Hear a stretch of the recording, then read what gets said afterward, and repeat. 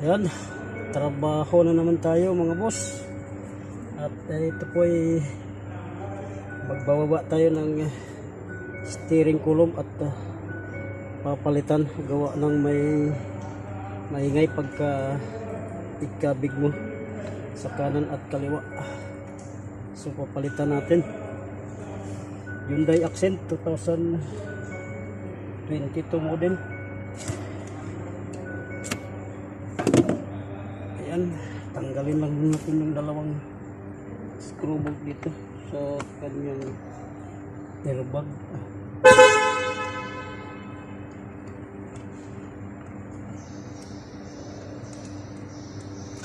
Tuloy-tuloy lang yung ating pakikibaka.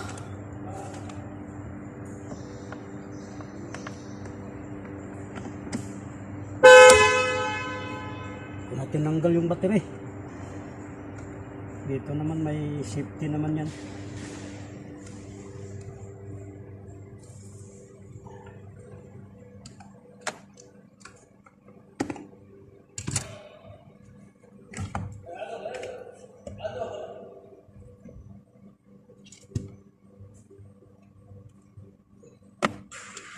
Ito yung kanyang airbag.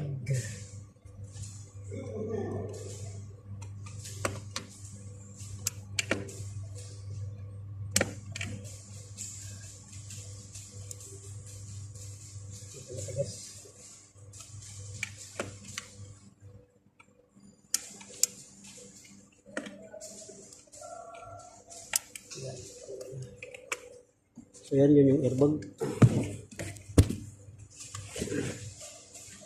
Then dito yung bolt sa steering 21. At dahil bago pa to at di pa nabuksan, may Loctite yan, kaya gamitan natin ng impact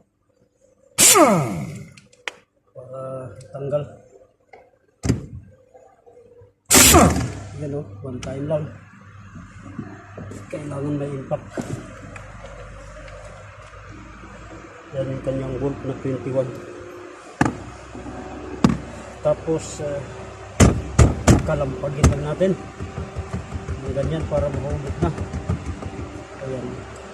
Pero siyempre tanggalin nyo rin yung connector na nakakabit sa clutch spring coil. Ayan,